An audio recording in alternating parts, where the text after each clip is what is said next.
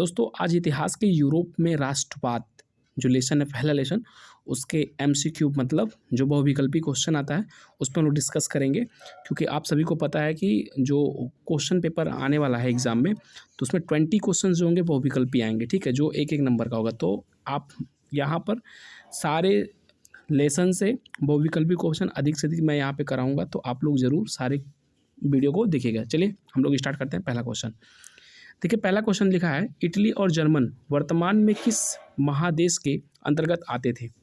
तो इटली और जर्मन जो है इस वक्त मतलब किस देश किस जो है इसमें से जितने महाद्वीप दिए हुए हैं, तो इन महाद्वीपों में इटली और जर्मन अभी कहाँ स्थित है। तो बाबू आपका ऑप्शन जो सी है वो सही होगा, यूरोप में। ठीक है, तो इटली और जर्मन कहाँ स्थित है, यूरोप में स्थित है, आप दिमाग में रखिएगा। ठीक है, अगले क्वेश्चन की तरफ चलते हैं। यहाँ पर अगला क्वेश्चन कहता है, फ्रांस में किस शासन वंश की पुनः स्थापना वियना कांग्रेस राज्य द्वारा की गई थी। तो यहाँ पर जो आपका आंसर निकल के आएगा वो आंसर सी आपका सही है। आंसर सी आपका सही है, बुर्बो वंश। ठीक है, अब अगला क्वेश्चन की तरफ हम लोग चलेंगे। कहता है अगला क्वेश्चन कि मेजनी का संबंध किस संगठन से था। तो जो मेजनी का संबंध था बाबू, आप लोग यहाँ पे देखेंगे तो ऑप्शन नंबर इसका बी जो है वो सही आंसर है। मेजनी का जो संबंध था कार्बोनरी, जो कार्बोनरी था उससे साथ संबंध था। ठीक है, अब अगले क्वेश्चन की तरफ चलेंगे। इटली और जर्मन के एकीकरण के विरुद्ध निम्न में से कौन था। तो इटली और जर्मन के विरुद्ध जो एकीकरण हुआ था उसके विरुद्ध कौन था, तो ऑस्ट्रिया था। ऑप्शन सी इसका राइट आंसर होगा। ठीक है, चलिए अगले क्वेश्चन की तरफ चलते हैं। गैरीबाल्डी पेशे से क्या था। तो गैरीबाल्डी पेशे से क्या था, तो जो गैरीबाल्डी था वो पेशे से एक जो है नाविक था। क्या था, नाविक था, और आंसर आपका डी राइट आंसर होगा। ठीक है, अगले क्वेश्चन की तरफ चलते हैं। जर्मन राइन राज्य का निर्माण किसने किया था। तो जर्मन राइन राज्य का जो निर्माण हुआ था उसको करने वाला नेपोलियन बोनापार्ट था। कौन था, नेपोलियन बोनापार्ट था, जर्मन राइन राज्य का निर्माण किया था। ठीक है, अगला जो क्वेश्चन है उसके तरफ चलेंगे। लिखा है, जालवेरीन कैसी संस्था थी। तो जो जालवेरीन थी वो व्यापारिक संस्था थी। कैसी संस्था थी बाबू, तो व्यापारिक संस्था थी। ऑप्शन बी इसका राइट आंसर होगा। ठीक है, अगले क्वेश्चन की तरफ देखें। रक्त एवं लौह की नीति का अवलंबन किसने किया था। तो रक्त और लौह नीति का जो अवलंबन किया था वो बिस्मार्क ने किया था। ऑप्शन सी इसका राइट आंसर होगा। ठीक है, तो रक्त और लौह किसने किया था, बिस्मार्क ने किया था। अगले क्वेश्चन की तरफ बढ़ेंगे। फ्रैंकफर्ट की संधि कब हुई थी। तो फ्रैंकफर्ट की जो संधि हुई थी बाबू वो हुआ था सन 1871 में हुआ था। कब हुआ था, सन 1871 में हुआ, इसको ध्यान दीजिएगा। ठीक है, अगला क्वेश्चन जो है, अगला क्वेश्चन है, नेपल्स की क्रांति कब हुई थी। तो जो नेपल्स की क्रांति बाबू हुई थी वो 1821 ईस्वी में हुई थी। तो आप इसको याद रखिएगा, नेपल्स की क्रांति कब हुई थी, 1821 ईस्वी में हुई थी। ऑप्शन बी इसका राइट आंसर होगा। अगला क्वेश्चन की तरफ बढ़ेंगे। चार्टिस्ट आंदोलन कब हुआ था। तो जो चार्टिस्ट आंदोलन हुआ था वो इंग्लैंड में हुआ था। कहाँ हुआ था, इंग्लैंड में हुआ था। ऑप्शन डी इसका राइट आंसर होगा। ओके, अगले क्वेश्चन की तरफ चलेंगे। यूनान को एक स्वतंत्र राष्ट्र घोषित किसने किया, मतलब किया गया था, मतलब कि यूनान को एक स्वतंत्र राष्ट्र घोषित कब किया गया था। तो यूनान को जब स्वतंत्र राष्ट्र घोषित 1832 में किया गया था। कब किया गया था, 1832 में यूनान को स्वतंत्र राष्ट्र घोषित किया गया था। ओके, अगले क्वेश्चन की तरफ चलेंगे। कार्बोनरी संगठन किस वर्ष हुआ। तो जो कार्बोनरी संगठन हुआ था बाबू वो 1810 में हुआ था। कब हुआ था, 1810 में कार्बोनरी संगठन हुआ था। ठीक, अगला चलते हैं। एड्रियानोपुल की संधि कब हुई थी। तो एड्रियानोपुल की जो संधि हुई थी बाबू वो 1829 में हुई थी। कब हुई थी, 1829 में हुई थी एड्रियानोपुल की संधि। ओके, अगले क्वेश्चन की चलेंगे। अगला क्वेश्चन है, एड्रियानोपुल की संधि किन दो देशों के बीच हुआ था। तो एड्रियानोपुल की जो संधि हुई थी वो हुई थी तुर्क और रूस के बीच में। कब हुई थी, तुर्क और रूस के बीच में। आप तुर्क और हंगरी पे मत जाइए, हंगरी पे मत जाइएगा। ठीक है, यहाँ पे ऑप्शन ए आपका राइट आंसर होगा, तुर्की और रूस। ठीक है, अगला क्वेश्चन की तरफ बढ़ेंगे हम लोग। लिखा हुआ अगला क्वेश्चन, सूडान का युद्ध किनके बीच हुआ था। तो जो सूडान का युद्ध हुआ था आप सभी को पता होगा। यहाँ पे ऑप्शन जो सी है, फ्रांस और प्रसा के बीच हुआ था। ठीक है, तो सेडान का युद्ध आप लोग याद रखिएगा, इंपॉर्टेंट है। ओके, अगले क्वेश्चन की तरफ चलेंगे।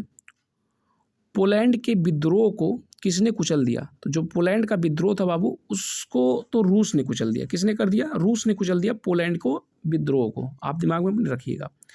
अगला क्वेश्चन है, सन 1870 में फ्रांस और प्रसा के बीच युद्ध कहाँ हुआ था? तो आपको अभी जस्ट इसके पीछे जो क्वेश्चन था आप सबको शायद पता होगा। ऑप्शन ए इसका राइट आंसर होगा, सेडान। समझ में आ गया? अगले क्वेश्चन की तरफ हम लोग बढ़ेंगे। यहाँ पे यूरोप वासियों के लिए किस देश का साहित्य एवं ज्ञान विज्ञान प्रेरणा स्रोत रहा? तो यूरोप वासियों के लिए कौन सा देश प्रेरणा स्रोत रहा? तो यूनान जो था वो बहुत ही प्रेरणा स्रोत था यूरोप वासियों के लिए। ठीक है, अगले क्वेश्चन की तरफ चलेंगे। युवा इटली संस्था का विकास किया, मतलब कि युवा इटली संस्था का विकास किसने किया?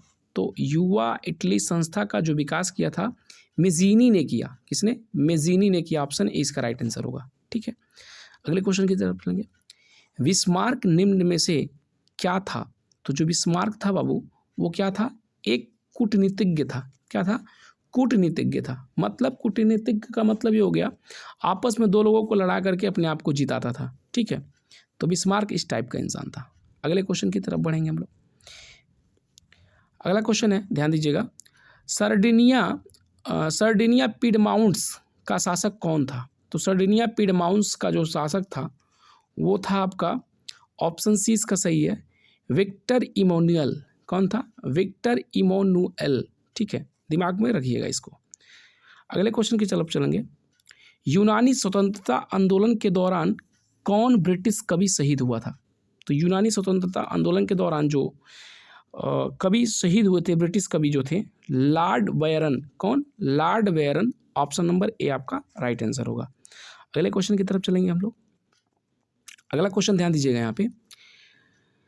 जलवेराइन की स्थापना किस राज्य ने की? तो जलवेराइन की जो स्थापना की थी वो प्रसा जो राज्य था उसने किया था। ऑप्शन आपका ए राइट होगा। ठीक है, तो याद रखिएगा इस चीज़ को। अगला क्वेश्चन की तरफ हम लोग बढ़ेंगे। हंगरी की भाषा क्या थी? वेरी इंपॉर्टेंट क्वेश्चन पूछ सकता है। हंगरी की जो भाषा थी, ऑप्शन बी इसका राइट आंसर होगा, मंगयार। क्या था? मंगयार। याद रखिएगा। फिर अगला क्वेश्चन की तरफ चलेंगे। यूनान के स्वतंत्रता संग्राम में किसकी पराजय हुई? तो इसका जो राइट आंसर होगा, यूनान का जब स्वतंत्रता संग्राम चल रहा था, आप सबको याद होगा, जो तुर्की था इसकी पराजय हुई थी। ये सब आप लोग को अच्छे से पता भी होगा। ठीक है, तो आप बिल्कुल इसको अच्छे से याद रखिएगा। ठीक है, अगले क्वेश्चन की तरफ चलेंगे। मारियान किस देश के राष्ट्रवाद की प्रतीक थी? तो जो मारियान थी वो फ्रांस जो है, फ्रांस की जो है वो क्या थी? राष्ट्रवाद की प्रतीक थी मारियान। ठीक है, अगले क्वेश्चन की तरफ चलेंगे। यूरोपीय सभ्यता का पालना किसे कहा जाता था? वेरी इंपॉर्टेंट क्वेश्चन, वो पूछेगा जरूरी है, दिमाग में रखिएगा। यूरोपीय सभ्यता का पालना किसे कहा जाता था? तो याद रखिएगा, जो यूनान था ना, यूनान को ही यूरोपीय सभ्यता का पालना भी कहा जाता था। ठीक है, अगले क्वेश्चन की तरफ चलेंगे। एक्ट ऑफ यूनियन किस वर्ष पारित हुआ? तो जो एक्ट ऑफ यूनियन था वो 1688 ईस्वी में पारित होता है। ऑप्शन ए इसका राइट आंसर होगा, 1688 ईस्वी में एक्ट ऑफ यूनियन। ओके, अगले क्वेश्चन की तरफ चलेंगे। 1889 में फ्रांसीसी क्रांति के समय वहाँ किस राजवंश का शासन था? जब 1889 में फ्रांसीसी क्रांति हुई थी तो वहाँ पे कौन सा राजवंश था? तो ये बहुत इंपॉर्टेंट क्वेश्चन है और इसका राइट आंसर होगा जो आपका सी होगा, बुर्बो। कौन है? बुर्बो। याद रखिएगा। अगले क्वेश्चन की तरफ बढ़ेंगे हम लोग। अगला क्वेश्चन कहता है, नेपोलियन संहिता किस वर्ष लागू हुआ? तो जो नेपोलियन संहिता था वो 1804 में लागू हुआ। आप दिमाग में इसको रखिएगा। ठीक है, अगले क्वेश्चन की तरफ बढ़ते हैं हम लोग। अगला क्वेश्चन कहता है, जर्मन के एकीकरण के लिए बिस्मार्क ने कितने युद्ध किए? तो जर्मन के एकीकरण के लिए बिस्मार्क ने 3 युद्ध लड़े। कितने युद्ध लड़े? 3 युद्ध ने लड़े बिस्मार्क ने। ठीक है, अगले क्वेश्चन की तरफ चलते हैं। वियना कांग्रेस में कौन राष्ट्र सम्मिलित नहीं था? तो जो वियना कांग्रेस में कौन राष्ट्र सम्मिलित नहीं था? तो आप इसको याद रखिएगा, जो जर्मन था ये सम्मिलित नहीं था वियना कांग्रेस में, ठीक है। अगले क्वेश्चन की तरफ बढ़ेंगे हम लोग। अगला क्वेश्चन है, वियना कांग्रेस में पवित्र संघ की योजना किसने प्रस्तुत की? तो वियना कांग्रेस में पवित्र संघ की योजना जो प्रस्तुत किया था वो रूस ने किया था बाबू। किसने? रूस ने किया था। ऑप्शन इसका राइट आंसर होगा, ठीक है। अगले क्वेश्चन की तरफ बढ़ेंगे। यंग इटली के संस्थापक कौन था? तो यंग इटली का जो संस्थापक था मेजनी था। कौन था?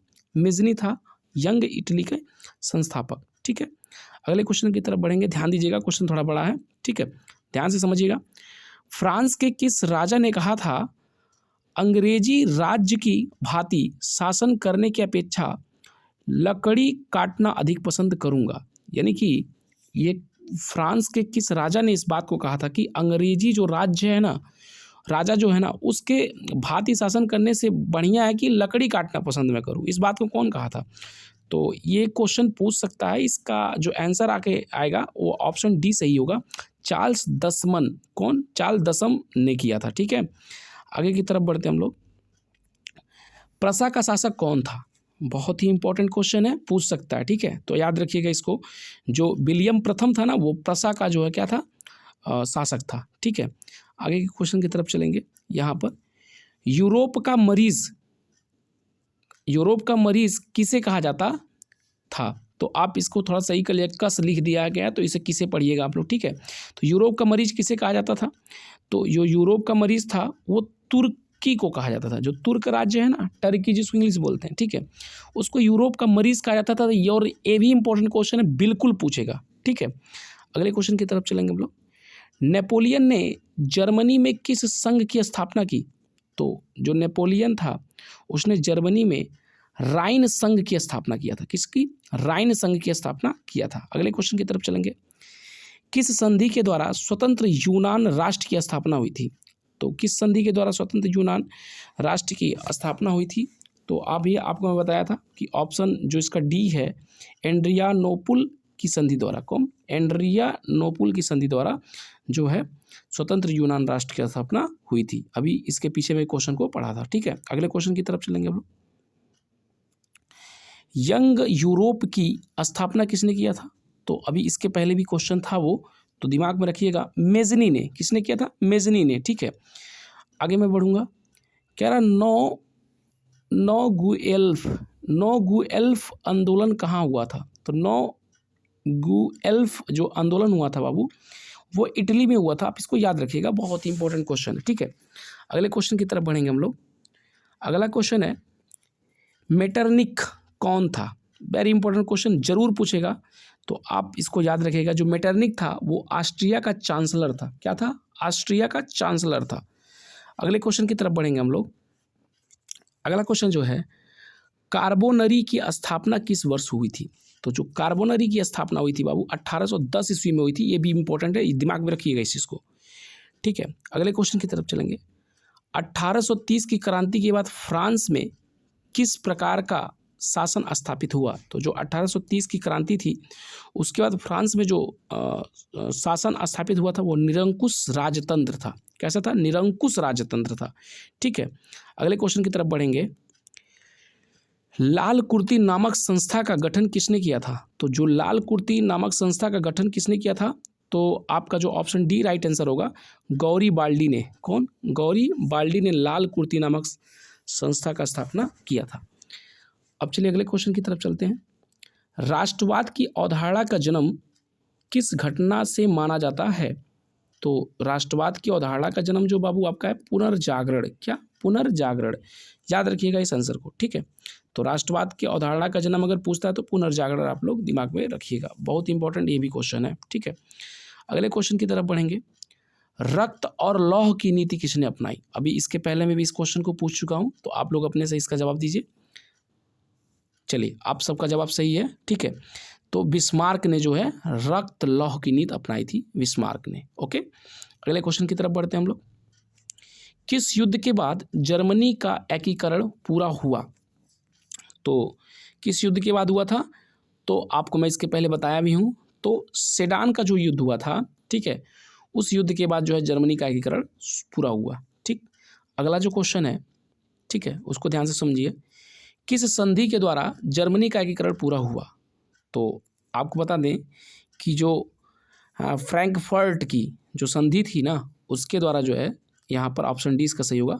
फ्रैंकफर्ट की जो संधि थी उसके द्वारा जर्मनी का एकीकरण पूरा हुआ था। तो इसको भी आप याद रखिएगा। अब लास्ट क्वेश्चन है, ठीक है, जर्मनी एवं इटली के एकीकरण के समय फ्रांस का शासक कौन था? तो आप यहाँ क्रांस लिख दिया गया है, तो आप इसको फ्रांस समझिएगा, ठीक है। जर्मनी एवं इटली के एकीकरण के समय फ्रांस का शासक कौन था? तो इसका जो आंसर आएगा नेपोलियन थर्ड। कौन? नेपोलियन जो थर्ड था वो फ्रांस का जर्मनी एवं इटली के एकीकरण के समय फ्रांस का शासक था। तो दोस्तों आप क्या करोगे ना, इस सारे क्वेश्चंस को मतलब इस वीडियो को कई दफ़ा देखोगे, कम से कम 4 से 5 बार देखोगे तो लगभग सारे क्वेश्चन आपके ब्रेन में आ जाएंगे बाबू, ठीक है। लगभग आपका ये 15 मिनट का वीडियो है, और 15 मिनट की वीडियो को अगर आप 3 से 4 बार देख लेते हो ना, तो आपका जो पहला लेसन है, ठीक है, यूरोप का राष्ट्रवाद, वहाँ से तो क्वेश्चन बिल्कुल ही नहीं फंसना है, ठीक है। तो आप इसको 5-6 बार वीडियो को देखो, और फिर हम लोग जो है समाजवाद एवं साम्यवाद अगला जो चैप्टर है उससे जो मैं क्वेश्चन को लेके आऊँगा, ठीक है। मिलता हूँ नेक्स्ट वीडियो में। जय हिंद, वंदे मातरम।